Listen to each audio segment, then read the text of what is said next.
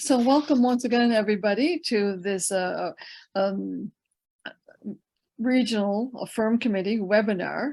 And our topic this evening is speaking inclusively. And we have two guests with us as the service resource persons. We have Debbie Aiken and Heather McDougall. And so Debbie comes to us she's a retired United Church minister, presently serving as a part-time retired supply at Memorial United Church in Prince Edward Island. She was a member of the first committee established in Maritime Conference back in the early 1980s to educate and bring awareness of inclusive language in the life and work of the church. The function of words in the shaping of healthy relationships continue to be important to Debbie. And our second resource person, Heather McDougall. Heather is also a retired United Church minister, raised in Prince Edward Island and now living back there. Heather has administered with pastoral charges in the former conferences of Saskatchewan, Maritimes, and Montreal and Ottawa. She is presently a member of the Pastoral Relations Committee of the Fundy St. Lawrence Donning Waters. Heather continues to explore new ways to bring welcoming and inclusive communities of faith. So welcome, Debbie, welcome, Heather, and thank you again for being with us tonight so we can tip our toe into this big topic and just to start thinking a little more deeply of what we are called to, who we are called to be and become. So over to you, and it's yours. Thank you, Elizabeth. It is good to be here. These kinds of meetings are quite nice in the winter when one doesn't have to brave the cold. We chose the phrase speaking inclusively quite intentionally versus inclusive language. And for some, they may equate. For others, for us, I think there's some difference as we move in. I think I begin by saying that learning to speak inclusively is very much about being aware of our mindset. In other words, our way of looking at ourselves, our way of looking at the world. Speaking inclusively for us, it's about identifying those places where each of us need to grow in self-understanding and in an understanding of the experiences and stories of those with whom we share the breath of life. We come to this recognizing that we do not always get it right with respect to how we live with, how we interact with one another. So it's therefore incumbent upon us to be always striving, always working at how to move forward, how to do our own work, not ask the other to do our work for us, not trying to do our work on the backs of or on the energies of those we may see as others. So our goal tonight is a beginning, or I shouldn't say a beginning because we've all been doing this work in some manner, but it's about exploring our ways of developing our own ability to speak inclusively, hoping to develop our ability to become aware of those aha moments that help us to grow and to learn and to work at integrating the learnings from those moments. So if we were, I said we chose this phrase, speaking inclusively, intentionally, and we wanted to begin by asking all of you, what does that phrase evoke? What does it mean for you when you hear speaking inclusively? What comes to mind for you?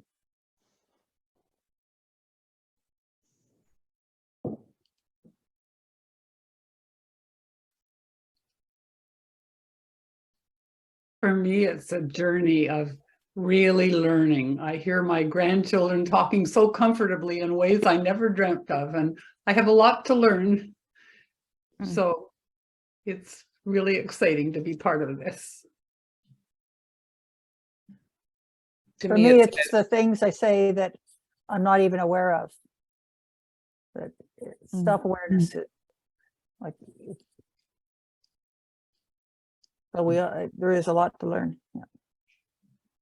Yeah, and I was going to say something similar, Jane. It's a learning process, but it's learning to speak in a way that doesn't exclude anyone intentionally, and then hope as unintentional becomes intentional. Yeah. I think your change of phrase for me, it just makes me think action. You know, it's about my actions. It's not about studying a thing or a topic or, you know, a book about. It's my actions, what I do, because I speak lots. So I need to do it properly.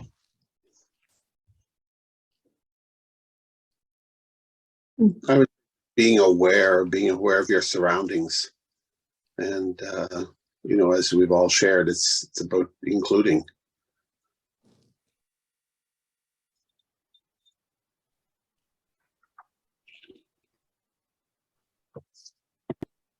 To hear the phrase speaking inclusively, it brings to mind almost a softer and more gentle approach, because I'm relating back to my previous experiences, probably back into the 80s, when as part of a congregation, there was significant resistance and opposition to inclusive language. So for me, the inclusive language phrase, it does carry a fair bit of baggage.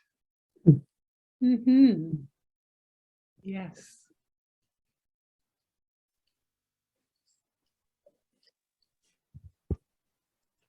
For me, I guess inclusive language is about making space for and acknowledging the experience of a variety of people. And I mean, I would say not just people, it's related to in our whole view of creation. And I guess it's going to continue a learning process about where I lack awareness. And I guess realizing that I do lack awareness of some people's experience, and I do have to broaden it beyond always have to broaden it beyond my own experience. And of course, also it's a case of communicating with people in a way that definitely includes and honors their experience. But if we're a homogenous group, it's also about, I guess, challenging ourselves to be aware, to be mindful of experience that's very different from ours.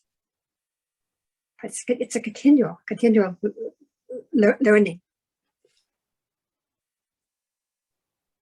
Yeah, for me to speak inclusively is a journey which takes us to the original love of God.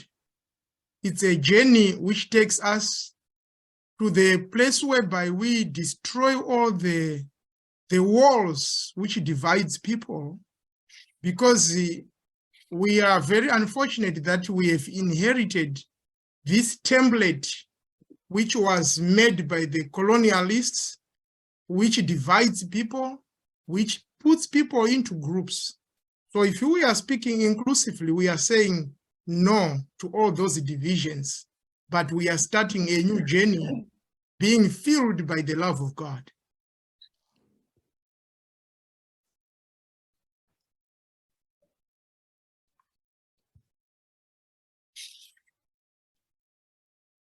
Thank you. I think we could close the webinar now. There they got it.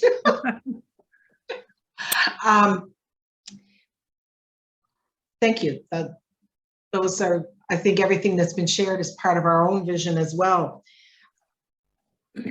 When we were preparing this webinar, we chose 3 foci for our time together. It means we don't have a lot of time in each area, but again, just that place of starting us or continuing our work of pondering.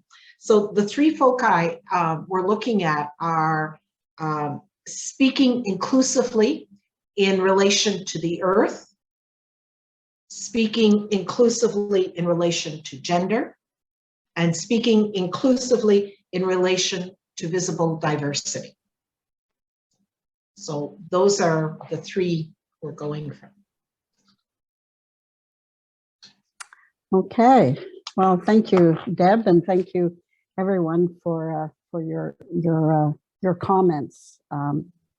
Yes, I think as Debbie said, a lot of this is kind of the thoughts we had as we thought, what do we just talk about stuff from the 80s, or do we look at stuff in the present?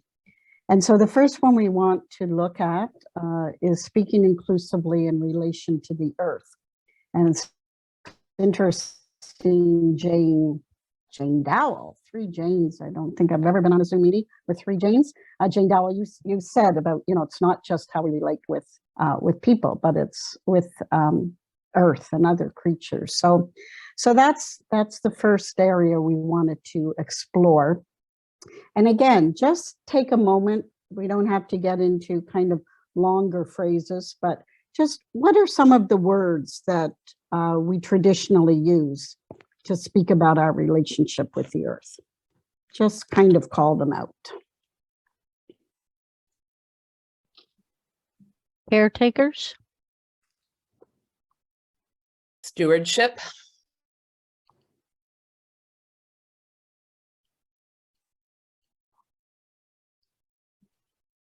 Natural resources.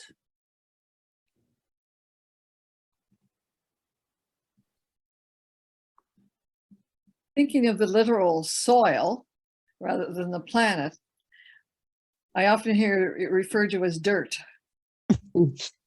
versus earth. Yeah.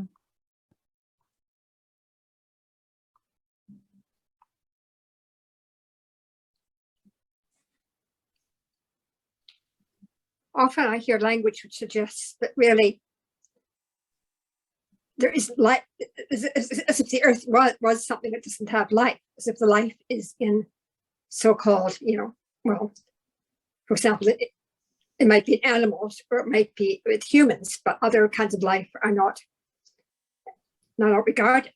So there isn't thought for so the way people, when one speaks, doesn't think, we think of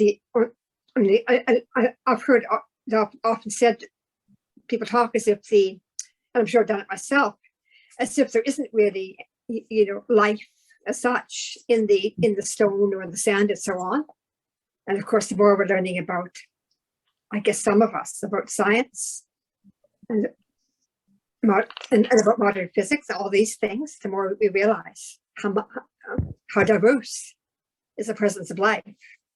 And I think so that's for me, I guess, trying to evolve in that way of talking about it. Well, hang on to some of those thoughts as we go along. Some of you are much more using words more caring and respectful. I think when Debbie and I sat down to do this, and we kind of asked ourselves, so what words are kind of traditionally used, and we came up with words like, well, mining the earth, harvesting the earth, controlling of resources. Of course, Genesis talks about domination, controlling, and sometimes seeing the earth and its creatures as passive, and sometimes primitive. And, it's often quite possessive language. We talk about our earth or, using the earth. So we're just kind of wondering what it would look like to find some other words that, and you named some of them already, that speak more about accompanying one another on this journey on the earth, rather than kind of words about control or domination. And as Debbie said at the beginning, it's part of changing our mindset. And I think we've been doing a lot of that in terms of our relationship to the earth. But just kind of wondering what other words we might use to contemplate when we think of the earth. And we know certainly we've learned a lot over the years with our Indigenous sisters and brothers who have been real mentors, I think, to us, so with us. And I remember hearing this past summer about a network that was launched in Saskatchewan, and some of you might have heard this too, the Treaty Land Sharing Network. And it was formed by a number of Indigenous land users, and they got together with some ranchers and farmers. And these ranchers and farmers were very open and interested in finding ways to share the land and to welcome Indigenous peoples to practice their life, their way of life on the land that they farm. So they named things like, you know, Indigenous peoples having access to the farmland to gather plants and medicines and to hunt and to hold their ceremonies. And a couple of the ranchers were talking about what a wonderful sign of reconciliation this was, a tangible sign of reconciliation in action. And it's really a way of working towards the treaty principles of mutual respect and mutual benefit. So that kind of jumped out for me as a positive way to speak inclusively. They're not talking about landowners, they're talking about land users. And there's a whole network now, and they put signs on the land that identifies this is part of the Treaty Land Sharing Network.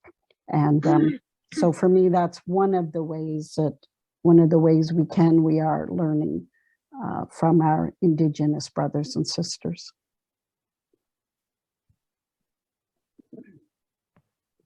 So the question that came out of that for us, it was, what kind of language could assist us, guide us in asking permission as we draw upon the Earth's resources? Because, like, particularly for those of us with settler roots, that's it is what Shepard has named that colonialism, which was you came, you conquered, you took control of the land in the name of. So what language, what phraseology might help us, us and those we share a relationship with, in the asking of permission with respect to the Earth's resources? Are there things that come to mind for you as you think about? Some of you named a couple of things already. One phrase that I intentionally choose to use is to refer to the community of creation, because when I think of community of creation as a community, including the living and the non-living members of the community, then it honors the, as David Dean at AST would say, the isness, the essence of all members, the inherent value of all members of the community of creation. That's neat. I really like that, because I was wrestling. I mean, I guess I was holding a couple of thoughts in tension. And one of them was thinking of the earth. I think of an image I came upon through feminist theology years ago. I guess it goes back to Carter Hayward talking about the power of relation.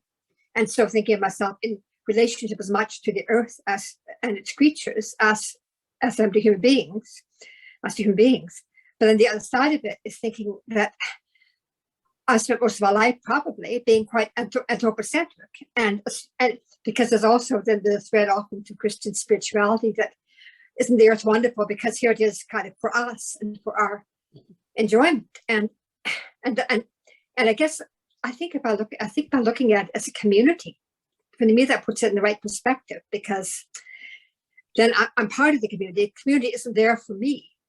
I am simply one among many who belong to that community. And with that comes also accountability for my relationships to the different members of that community, be they the earth or animals or whomever. No, that helps me. Thanks. A word that came to me is borrowing. And I'm not quite sure why, but I think as we borrow the fruit and save the seeds and make compost, the sort of idea that we don't just take, that we're given something, but have to think of a way of giving back so that it's just loaned to us temporarily and we could give back to creation somehow. Yeah, the word which comes to my mind is sacred. Sacred. To those who are not familiar with me, I'm from Africa. So in my African culture, if you go into the woods to look for fruits, you don't just take them as if you are the one who planted them. But the forests are sacred. You have to approach with great respect. And I like the way how the indigenous say when they are referring to the oceans or to the sun, or there's a relationship, Mother Earth or our brother sun, which means we are co-inhabitants in this world with those things. So when the missionaries came to Africa, they called us polytheistic people.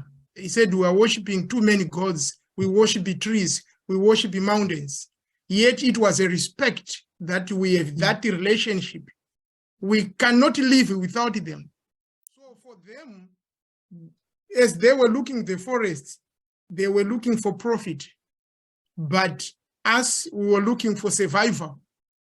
So they could do anything to destroy the forest for the sake of profit. So that term sacred to me is very important.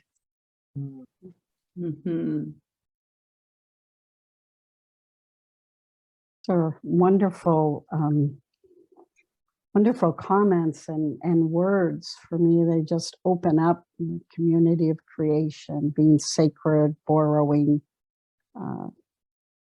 walking with respect, the relationship that you have lifted that up. And I know our minds will continue processing and thinking and pondering and wondering, and that's part of the process of this night, is just to kind of touch in a few areas.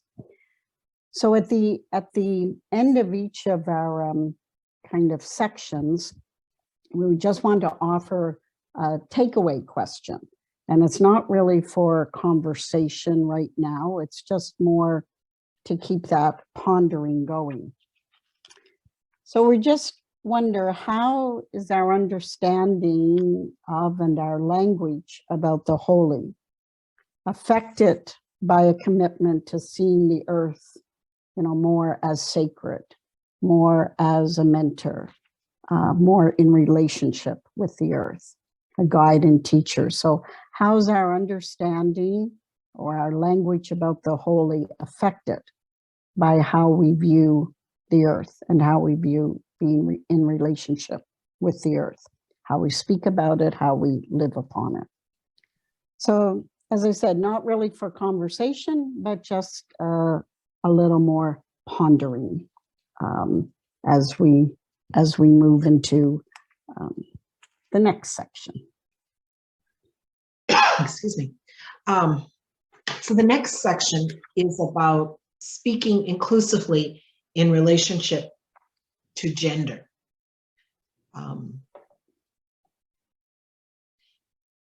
And I think both Heather and I would begin this section with the acknowledgement that speaking inclusively about gender is complicated by the complexity of our own thoughts and feelings as we, each of us, try to self-identify.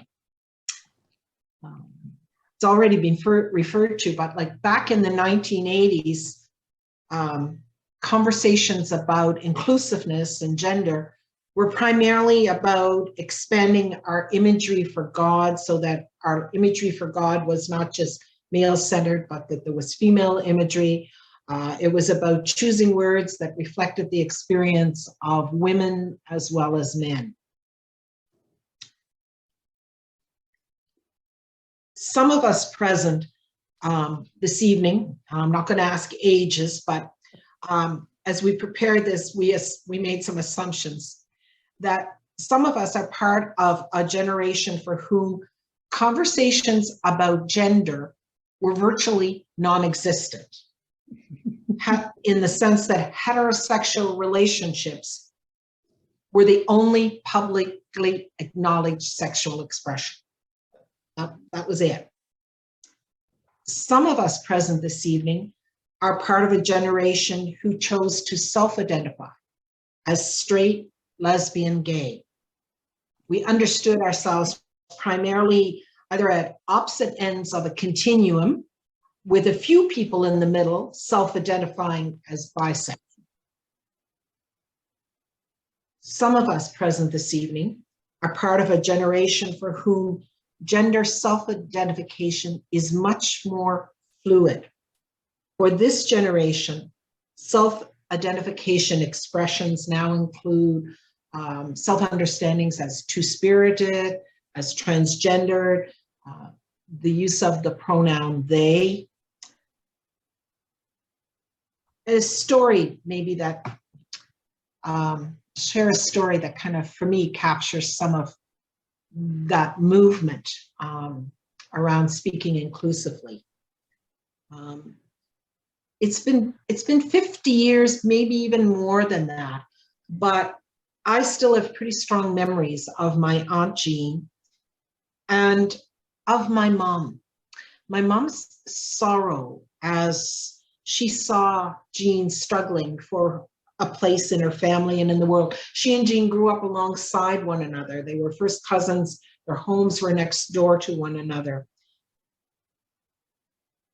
But she knew Jean to be very much struggling. It was a struggle that I will say ultimately cost Jean her life. Jean was other in her family, in her community.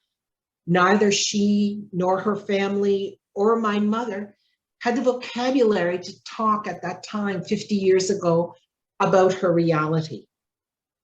The silence cost her physically, emotionally, spiritually. It cost her in terms of her relationships. It left her very isolated. It left her struggling with addiction. It was painful. And I was, maybe 13, 14, and I remember that struggle vividly. Last fall, I got to sit with my mother as she cheered on Amy Schneider on Jeopardy. She's 88 years old. She watches Jeopardy. When Amy Schneider self-identified as transgendered, she didn't know what my mother, what does that mean? So we had this conversation about transgender, what it meant to be transgender. Over the weeks, my mother just kept cheering Amy on.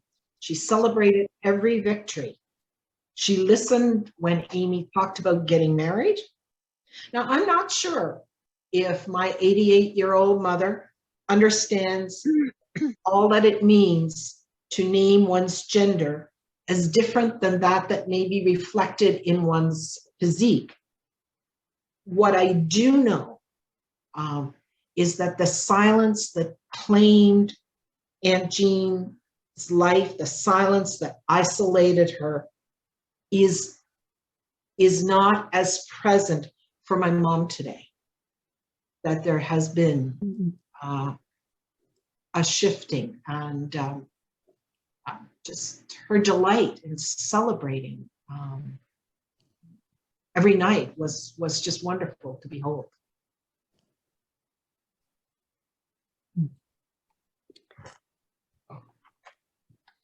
That shifting is so important.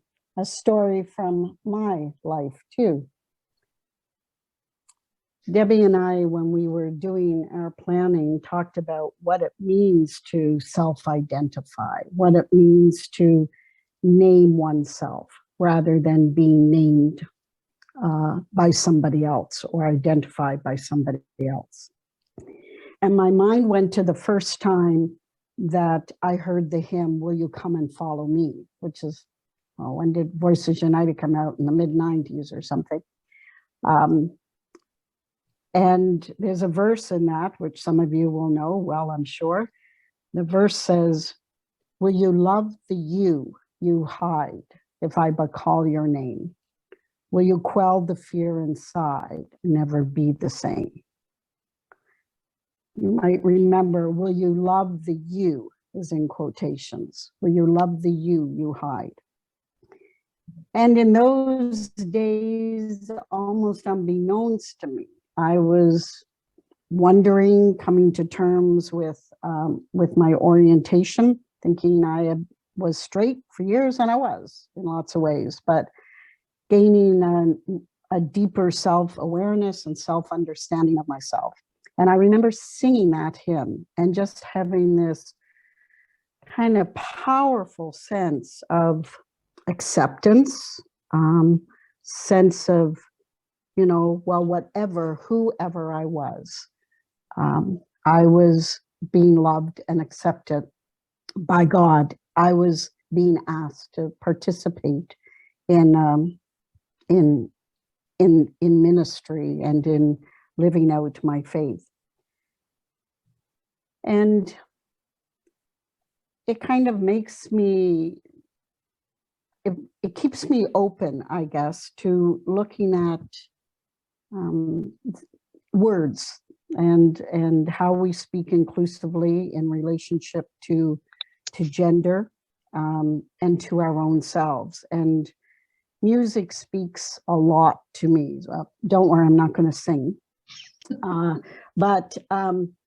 But again, another piece came to my mind, which is one of our newer pieces in More Voices. "I have called you by your name, you are mine. I have gifted you and ask you now to shine. I will not abandon you, all my promises are true. You are gifted, called, and chosen, you are mine." And thinking of people singing that hymn or hearing that hymn who are struggling or who are clear in their own identity, but don't feel that they're being accepted by others. I just wonder what that would feel like to be so seen and heard by God. It's such an intimate, I find anyway, that hymn, such an intimate hymn. And so that whole sense of making space to identify ourselves. So we're going to invite you now into some small group conversation. We've got a couple of questions. Just before we do this, though, I think I've been adding up here. I think there's 12 of us. Is that right, Elizabeth? I think I've got 12. Elizabeth's already put people in groups. Oh, well, okay, great. And Debbie and I aren't going in groups, but we're going to ask you to go into groups for 10 minutes, and you'll get the little signal when there's a minute left. Elizabeth picks, I think. Somebody's going to share their screen to put up the couple of questions.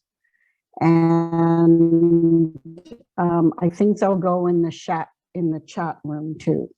So here are the questions. So the first one, what do we need to be more aware of in ourselves if we are to speak inclusively about gender and relationship and attraction? So what do we need to be more aware of in ourselves? And then the second question, what effect does it have on our relationships when we are given space to speak inclusively about who we are? So what do we need to be more aware of in ourselves? as we speak inclusively about gender and relationship and attraction? And what effect does it have on our relationships with one another or our relationship with ourselves when we're given space to speak inclusively about who we are? So we'll have 10 minutes in these groups. And as Elizabeth said, in the breakout groups, nothing's being recorded. And so that's a good thing. So is there some clarity around that, or is there any questions before you head off to have some conversation with each other? Okay, all right. Thank you, Elizabeth. You're muted. Elizabeth, you're muted. Okay, so I'll try that again. Right. Welcome to Lori, Beth, and Catherine, who joined us after we had our start, and we welcomed one another and introduced ourselves, but glad you were able to be here. So, you know, I've assigned the rooms, and as people kept coming, and I kept shuffling them around. So if I looked like I was distracted in the first part of your presentation, Heather and Debbie, I was listening hard, but I was trying to get people in groups. So right now we have 3 groups, 3 of 3 and 1 of 4. And I just discovered I was trying to put myself in a group, but as the host, I can't do that. So, and it should automatically stop after 10 minutes, but I think I have it programmed. So, but someone just be a timekeeper though, just in case. And if it goes over the 10 minutes and you're not bounced back to the main group, please come back to the main group. So, are we ready? Here we go. We're ready. Progress. We're just staying conscious of our time in that, but I just wondered if there's space even for a couple comments where there, as you talked, were there kind of a couple ahas or a couple connections for people as you talked about when you've been aware in yourselves, if what do we need to be aware of in ourselves, or if we are to speak inclusively about gender and relationship and attraction, and what effect does it have on our relationships if that space is given? Any ahas or thoughts? Well, it was noted in our group, and we had the questions just because I had them to type in, so we may have gotten a little heads up, but it allows authenticity and being real.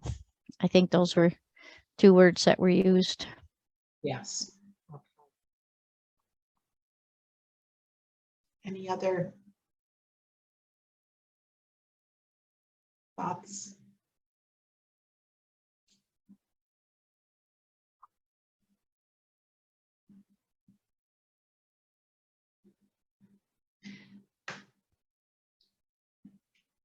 Maybe as we recognize that there are big questions in a very short space of time. Sorry.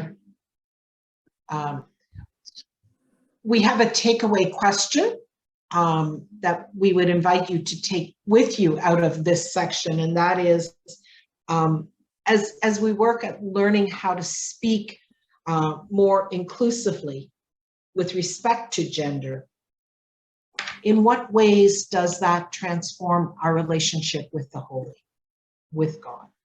So as we learn to speak more inclusively with respect to gender, in what ways is our relationship with the holy, with God, transformed?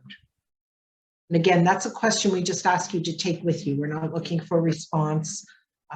We just don't have the time in the moment, but to take that away and to think about how is relationship with the holy affected in that. Okay, Heather. Hey, thanks, Deb. So we're moving into the final section, speaking inclusively in relation to visible diversity. And do we think we can go 5 minutes over, which will put us at 20 after? 8. Are people okay with that? Yeah, okay, all right. So for us, this is really becoming, you know, a lot of this is about self-awareness and becoming aware of our own biases as we live in a diverse world. Becoming aware of our own biases is essential to the work of speaking inclusively. Another story. So before Christmas, I spent quite a bit of time in Canadian Tire, one of our favorite stores to be shopping at. And on 2 occasions, I asked sales reps to help me find things. And these were young adults, and they were not Caucasian. And in the end of the story is they weren't really able to help me because they didn't understand what I was asking for. Partly it was language, and partly it was context. When I was asking where I might find some heated mittens, heated winter mittens, and I was taken to ice skates. So, you know, I thanked the young man who helped me. I knew he was doing his best, but internally I was frustrated. You know, kind of kept wandering around trying to find what I was looking for. So a week later, I was back in the same store searching for something different. And when I saw a sales representative who was white and who was likely around my age or a little bit younger, I went and asked him for help. And whatever I was looking for, he took me right to the place.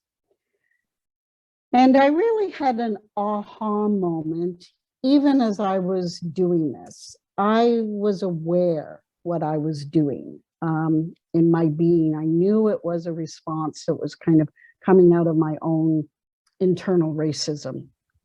I was embarrassed, ashamed. But, you know, I just wanted to get that item and get out of the store. And as I said, it's an aha moment for me in terms of thinking, you know, how my actions, how my words affected my response. So we're going to try again to invite you back into groups. They'll be random again, so you might be with some of the same people, you might not be. And I think this time, Elizabeth will look at 8 minutes. I know that's not very long, but we don't want to go too over.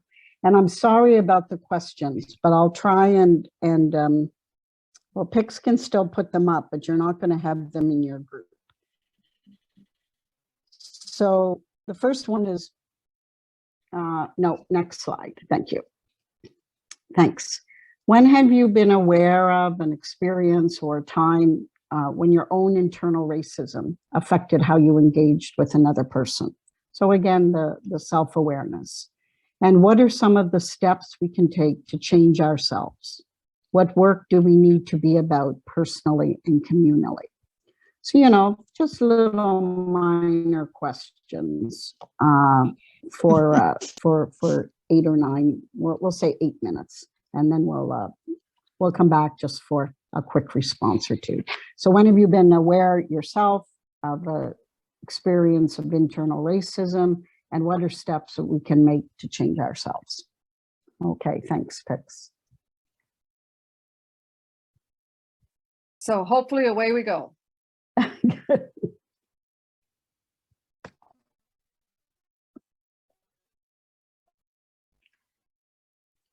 Okay. I had the opportunity to study in the States quite a long time ago. And one of the people was a woman named Katie Cannon, who challenged me and others in very many ways. And what she challenged us to do was look at the books on her shelves. And she asked, "What are you reading?" And she directed me towards Toni Morrison's The Bluest Eye. And I have to say, I had been reading Toni Morrison, but I had not read The Bluest Eye. And that I've realized that books are one of those ways in which we can begin to do our own personal work around learning to speak inclusively with respect to our relationship to visible diversity. Anyway, that's just a quick sharing on that, but just to look at the books on your shelves. So do you want to do the takeaway question? Yeah. So the takeaway question for us from this section is, when we hear an accent, do we hear God speaking? It's kind of a question for us to, I know that's a yes or no, but Debbie raised that one day when we were meeting, and for me it was kind of an aha question too. Could you say that again, Heather? Could you say that again? Sure. When we hear an accent, when we hear someone speaking with an accent, do we hear God speaking? Okay. Thank you. Okay. Just again, to take that away with us. And I guess just in summary, because we know this is a very short period of time, but more kind of to again take away. So what questions are left? Hopefully you're leaving with more questions than you came in with. What might a next step be for each of us in learning to speak inclusively? So what questions are left? What questions have arisen? What might next steps be in learning to speak inclusively? Thank you all. Thank you. Thank you so much, folks. Thank you. That was very rich. Thank you. Tony? Heather and Debbie, I'm speaking from my own experience in this webinar this evening. This has been truly phenomenal. And on behalf of the Affirm Committee of the region and those of us that have gathered with you on the screen this evening, we want to thank you wholeheartedly for taking the time and preparing and spending it with us. It certainly has made me much more informed. Not only have you given us some valuable takeaway questions, but I know it has sort of shaped some of my own thinking, where I've created some of my own that I'll definitely want to spend more time with. And so again, thank you. Thank you for the invitation. And just before we close, I also want to just highlight our next webinar is coming up on March the 21st at the same time as this evening at 7 p.m. And we're going to sit and spend a little bit of time with Sue King, and she's going to explore experiences in the question of conversion therapy. And even though we recognize that legislation has been passed banning the practice in our country, that doesn't mean that it has gone away, sadly. We know that the practice still exists. And so we'll spend that time with Sue. She'll share with us and broaden our minds and our understanding again.